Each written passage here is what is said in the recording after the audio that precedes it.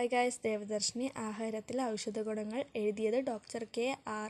രാമൻ നമ്പൂതിരിയാണ്. ഇതിലെ ആമുഖമാണ് ഞാൻ വായിക്കുന്നത്.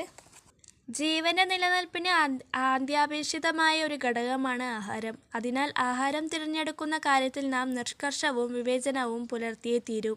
ആരോഗ്യം നിലനിർത്താൻ നല്ല ഭക്ഷണം ആവശ്യമാണ്. രുചിയുടെ അടിസ്ഥാനത്തിലല്ല നല്ല ഭക്ഷണം ഏതെന്ന് നിർണ്ണയിക്കേണ്ടത്. ഭക്ഷണത്തിലെ ഔഷധ ഗുണങ്ങളോ അടിസ്ഥാനപ്പെടുത്തിയായിരിക്കണം. ആഹാരം മിതവും സമൃദ്ധവുമായിരിക്കണം. മിക്ക രോഗങ്ങളുടെയും മൂലകാരണം ആഹാരത്തിലെ ക്രമക്കേടാണ് എന്നോർക്കുക. ഭക്ഷണത്തിലെ ജീവകങ്ങളോ ഔഷധഗുണമോ ഗണ്യമായി കുറയുമ്പോൾ മനുഷ്യർ രോഗങ്ങൾക്ക് അടിമപ്പെടുകയും ആയുസ്സ് കുറയുകയും ചെയ്യുന്നു.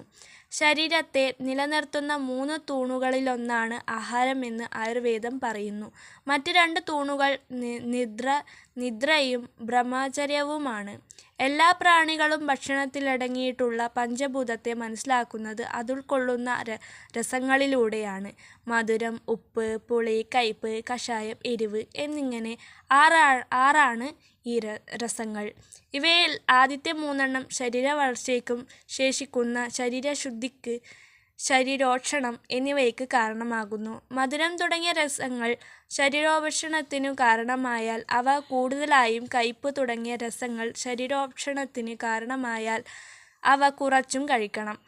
ഈ ആവശ്യങ്ങൾക്ക് ആനുപാതികമായിട്ടാണത്രേ പ്രകൃതി ആഹാരവസ്തുക്കളെ സൃഷ്ടിച്ചിരിക്കുന്നത്. അതിനാൽ പലതരത്തിലുള്ള വിശിഷ്ടാഹാരരീതികൾ അനുഭവത്തിൻ്റെയും ശാസ്ത്രീയ നിഗമനങ്ങളുടെയും വെളിച്ചത്തിൽ നാം തിരഞ്ഞെടുക്കേണ്ടതുണ്ട്. നാം സാധാരണമായി കഴിക്കുന്ന ഭക്ഷണത്തിലെ ഔഷധഗുണങ്ങളെക്കുറിച്ചാണ് ഈ ഗ്രന്ഥങ്ങൾ പ്രതിപാദിച്ചിരിക്കുന്നത്. അതിനാൽ ഔഷധഗുണമുള്ള ആഹാരം നമ്മുടെ ആവശ്യാനുസരണം ഉപയോഗിച്ചാൽ അനാവശ്യമായ ഔഷധസേവ കഴിക്കുന്നത് ഒഴിവാക്കാം. രോഗം വന്ന് ചികിത്സിക്കുന്നതിനേക്കാൾ നല്ലത് രോഗം വരാതെ നോക്കുകയാണല്ലോ. ആഹാരം ഔഷധമായി കണക്കാക്കി ആഹാരക്രമം ചിട്ടപ്പെടുത്താൻ ഈ ഗ്രന്ഥം സഹായിക്കുമെന്ന് വിശ്വസിക്കുന്നു. Doctor K R. Raman Namboothiri. Thank you. Subscribe, share, like.